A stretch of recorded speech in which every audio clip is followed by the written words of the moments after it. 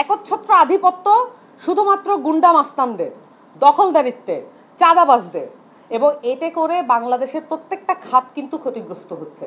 দেখেন, কৃষি নিয়ে কথা বলার জন্য কিন্তু আমরা এখানে যারা শিক্ষিত মানুষজন বসি, আমাদের চেয়ে অনেক বেশি জানেন আমাদের কৃষক ভাইয়েরা, আমাদের কৃষক চাচারা, অনেক বেশি তারা জানেন।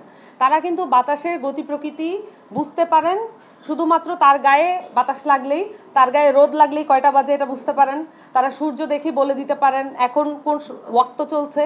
এই যে তাদের যে ন্যাচারাল সেন্স, এই ন্যাচারাল সেন্সকে, এই নলেজকে আমরা কখনোই আমাদের পলিটিক্সে জায়গা করে দিতে পারি নাই। এটা পারি নাই কারণ আমরা এখনও মনে করছি যে স্ট্যান্ডার্ড হচ্ছে ইউরোপ, আমরা এখনও মনে করছি স্ট্যান্ডার্ড হচ্ছে আমেরিকা।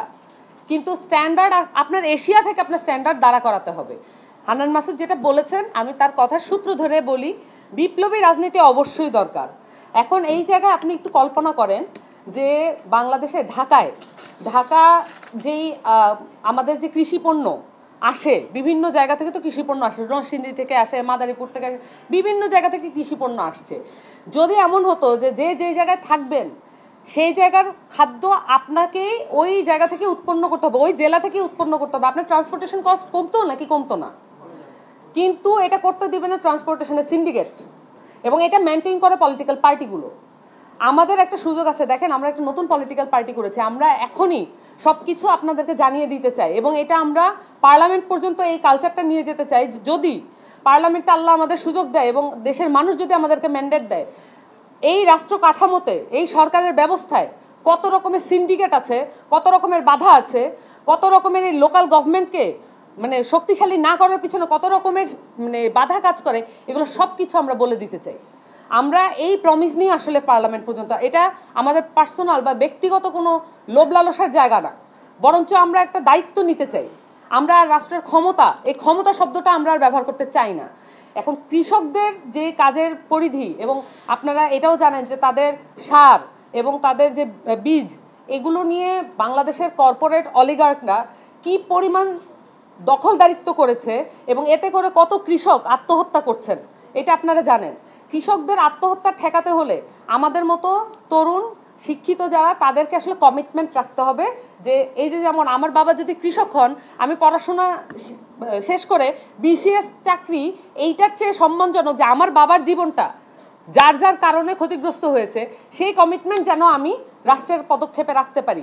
যে কোনো জায়গায় আমি যেই চাকরিটাই করি না কেন, তার মধ্যে যেন আমার রুট, শিকড়ের এই বিষয়টা যাতে উঠে আসে। সো আমার কাছে মনে হয় যে কখনোই কৃষিকে আলাদা খাত হিসেবে বিবেচনা করা যাবে না। আমরা মনে করি যে রাজনীতির পুরো বিষয়টাকেই, রাজনীতির যে পুরো মহলটা আছে, পুরো যে সোসাইটিটা আছে রাজনৈতিকভাবে, যারা গুটি কয়েক অল্প কিছু মানুষ যারা পুরো বাংলাদেশের রাজনীতি ইন্টারন্যাশনাল মাপে এটাকে ছাঁচে ফেলতে চান, বরঞ্চ আমরা চাই বাংলাদেশের যে ল্যান্ড থেকে উৎসারিত আইন, ল্যান্ড থেকে উৎসারিত যে কনসেপ্ট, এবং আমরা চাই যে বাংলাদেশের কৃষকরা আমাদের যে জাতীয় সংসদ সেখানে জায়গা করে নিতে পারুক। বরঞ্চ আমরা দেখছি রাজনৈতিক দলগুলো সেই তথাকথিত চাঁদাবাজ, দুর্নীতিবাজ, দখলদারিত্ব, খুনি, এবং তাদেরকেই প্রার্থী তালিকায় জায়গা করে দিচ্ছে। বরঞ্চ আমরা চাই, এনসিপি চায় যে একজন যোগ্য কৃষক যিনি তার আইন প্রণয়নে ভূমিকা রাখতে চান, তাকে কিভাবে সংসদ পর্যন্ত নিয়ে আসা যায়। কারণ একজন কৃষকের কথা আমি বললে এটা পুরোপুরি মানায় না, কারণ আমি তার পুরো জার্নিটা কিন্তু পুরোটা জানবো না। যতটাই আমরা জানার চেষ্টা করি না কিন্তু এটা পুরোটা জানা যায় না। এবং আমাদের যারা কৃষিবিদ আছেন তারা চেষ্টা করবেন যাতে এই যে তাদেরকে একটা রাস্তা করে দেওয়ার, গণতান্ত্রিক জায়গায় একটা রাস্তা করে দেওয়ার, এটা আমরা সকলেই চাই, এবং আমরা এরকম একটা রাজনীতির দিকে ধাবিত হতে চাই।